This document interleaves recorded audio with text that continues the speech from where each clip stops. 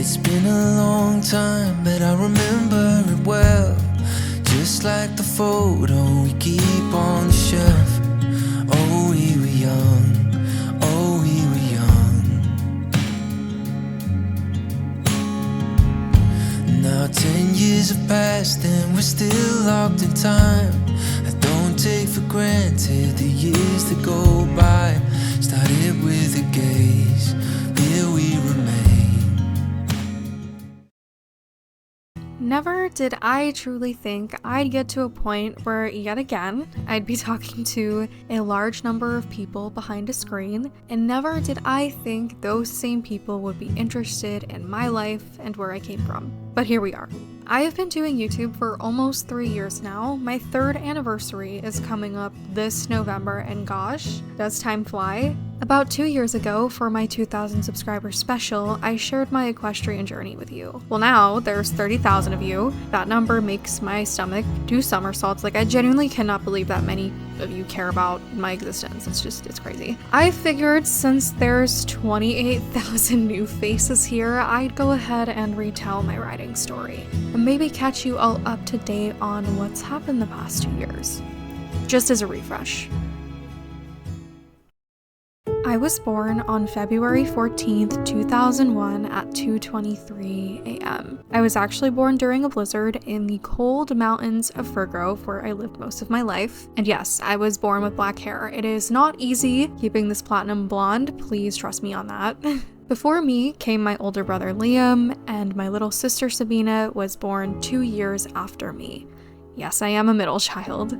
Our brother, though, did end up living with my dad once our parents separated, leaving just me and Sabina. Together, we were raised by a single mother who worked her butt off to give us a comfortable life. Our house was small, but we loved it so much. We had a cat named Stewie that we found in a dumpster, and he was just the light of our lives, so Sabina and I were never really bored, and from a young age, just as many little girls and boys in Jorvik, we had a strong, immense love for horses. Because our mom was a single mother, we were obviously a one-income household, and although Jorvik is an island where everything is horse-related, that doesn't make them or the sport any less expensive. We couldn't really afford riding lessons, and after the Jorvik City stock market crash in 2006, we definitely didn't have the funds. I was persistent though. I used all my free time to learn about horses from books, documentaries, movies. I was obsessed with Spirit and Black Beauty. Sabina though, not as much. She started to become more interested in art and cows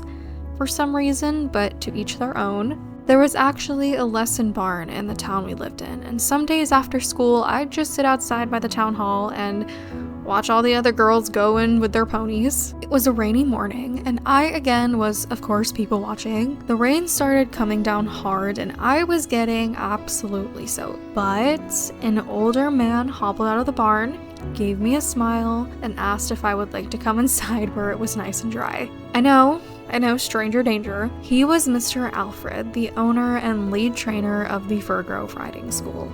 A man I idolized for obvious reasons, so 6-year-old me was more than overjoyed at the gesture. Eventually, Mr. Alfred asked me why I didn't take riding lessons like the other kids, so I told him.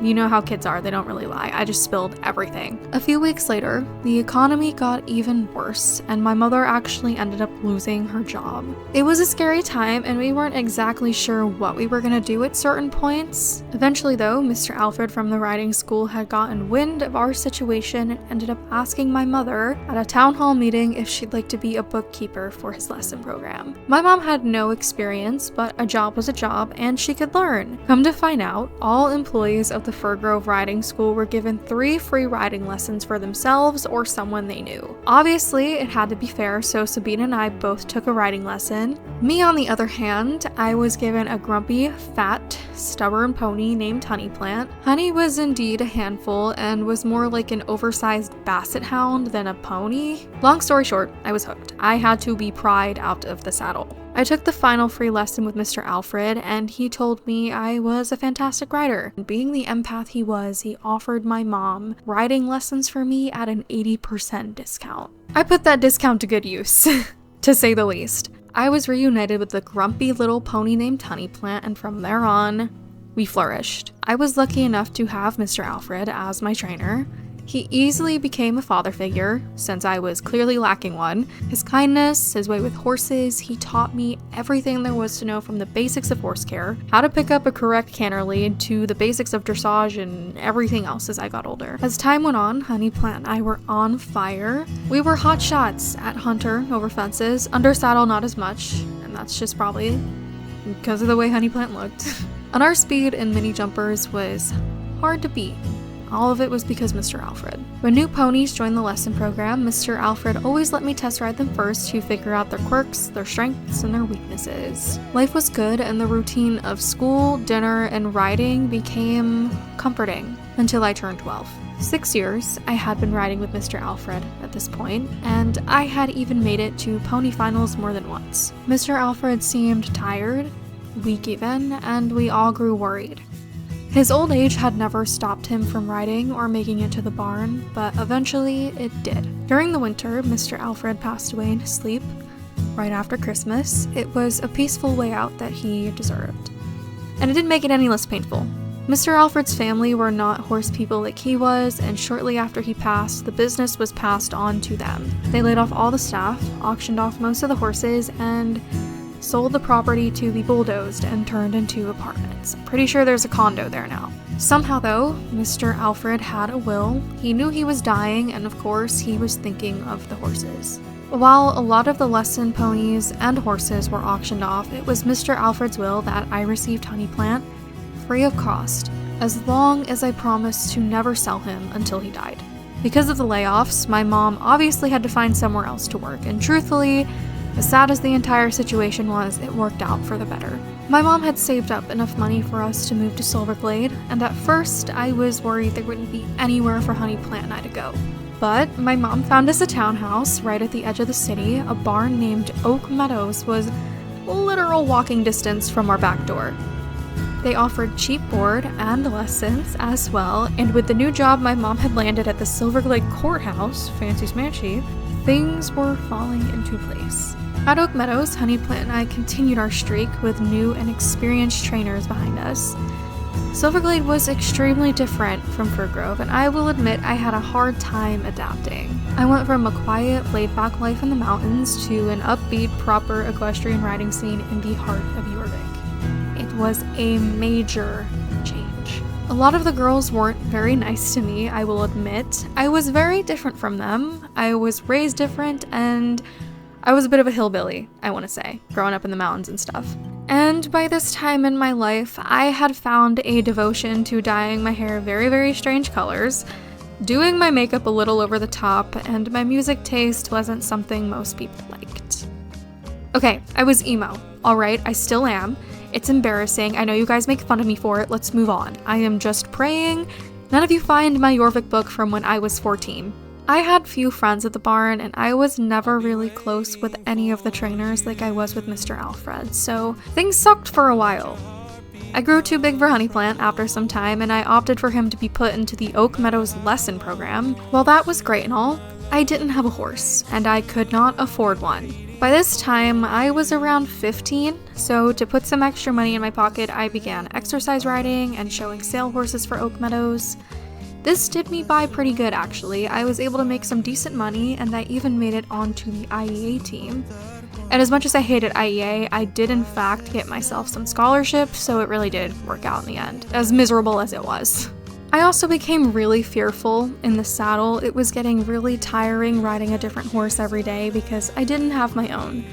And there was never any kind of routine. It was just a different horse every day, and horses are unpredictable, and as you get older, your frontal lobe develops more, and you start to realize, hey, I could die doing this. You know, you aren't as brave as you are when you're a kid, and it really starts to take a toll. Eventually, Oak Meadows introduced a program where they rescued horses, 3 a month, and then rehabilitated them and sold them off. I really had no interest in this because I was already scared of horses at this point, as much as I loved them. There was one day though, where my little eyes landed on a big brown seal bay mare in the round pen. Apparently, she had been there for months and nobody could really make any progress with her. She was an off-track thoroughbred who already knew how to jump and do the basics, so it wasn't anything crazy. She was just too headstrong. They were about to give up on her, but I just thought she was so pretty. And there was just something about her. I don't know, I could tell she was nervous, and because I was nervous too, I thought maybe we could get along. So I begged and begged one of the trainers to let me work with her. And they were very, very hesitant because they were like, hey, you can't even trot around in a circle for more than 10 minutes without getting scared. How are you gonna help this horse? But I was very convincing, very, very convincing. So one day I walked into that round pen with her and the work started. About 1.5 years later, I wanna say she was fully trained. Not really, but she was there, and I ended up naming her Paige. The day came where it was time for us to show again in order to sell her, as much as I didn't want to. Stepping back into the show ring was a very scary experience, but it turned out okay. And after that, her and I showed more and more and more, and we were good. I mean, we were really good. This was the horse that gave me the skill that I have today, I am telling you. I wanted to buy her, but her price was a little up there, thanks to me and being such a good trainer. Before my 18th birthday, after 2 years of riding Paige nonstop and only showing with her, I had just about enough money saved up to buy her. But I was running out of time, and I was horrified she was just gonna end up with some random person that didn't know her like I did, you know, typical teenage girl stuff. So the night before my 18th birthday, I had a birthday party, and of course not a lot of people showed up. I was kind of a loser. But my dad and my brother did come, which was crazy because I hadn't seen them for like a literal decade. And my birthday present that night was the rest of the money I needed to buy Paige. So I did. And again, we were good. I managed to get myself a few more scholarships, but it really was not enough for what I wanted to do. Eventually, I made the decision to join the Jorvik Rangers, and this is because if you serve the Jorvik Rangers for 2 years, so in my case until I was 20, they would pay for pretty much 40% of your college, and that is exactly how much I needed. I needed 40% of the rest of my college paid for because I already had enough scholarships to cover most of it. So I applied for Marching Gas University, which was a very, very prestigious school in Golden Leaf, and I was kind of joking. I just wanted to see if I would get accepted, and I got accepted. So that 40% from the Jorvik Rangers was gonna come in handy. While I was gone, Honey Plant continued to be in Oak Meadows lesson program taken care of, and I submitted Paige as well. So while I was gone, Paige would still be exercised and kept in shape along with Honey Plant. On my first day, I was very confused, and I could not find out where to go for the life of me. And the deputy that ended up helping me was named Deputy Wade Winwood. That is how I met him. Of course, he was older than me, and my mom did not approve, but he was very, very kind and very, very handsome, and I had more than a little crush on him. Obviously, it is not allowed for rangers to be in relationships with each other, but you know, he taught me a lot. The horses taught me a lot. Being a ranger was one of the best experiences of my life, and just having that knowledge behind me has changed how I run my business, how I interact with people, how I interact with horses. Before I knew it, my 2 years were up, and I was 20. I ended up graduating college, and by this time, Wade and I were in a relationship, and we had been for about 3 years. Around this time, though, tragedy happened. Paige and I's showing career was at its peak, and unfortunately, during a show, we had a very, very bad fall. I was okay. I left and got up with a broken wrist and a sprained-ish kind of neck. I pulled a few things in there, but Paige wasn't okay. In the end, there wasn't much I could do, and Paige was put down. It was the most humane thing I could do for her, and I know I don't talk about her a lot, it's just because my life is so hectic, but that is the horse that I want to say built me, aside from Honey Plant. I was a little depressed after that, and I was still a trainer at Golden Leaf, and I thought, hey, maybe I should start a channel. Maybe that'll make me feel better. So I started a channel, and now I'm here. When I think back on it, I get very emotional because it's been Quite a ride. It's been a long time. There's a lot of loss, a lot of happy moments, and I wouldn't change any of it. As much as I miss Paige and Mr. Alfred and Honey Plant, he actually passed away in 2022 from laminitis.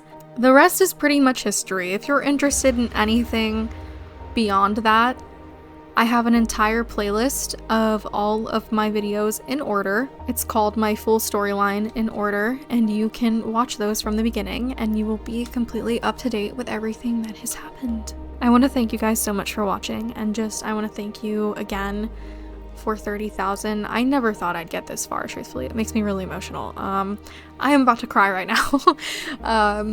I'm very, very grateful for all of you, and you have changed my life in probably one of the best ways. Having this channel and having you guys has taught me so much. And I know YouTubers say that all the time, but I really do mean it. I really, really do. So thank you guys again, and I will see you next week. Bye.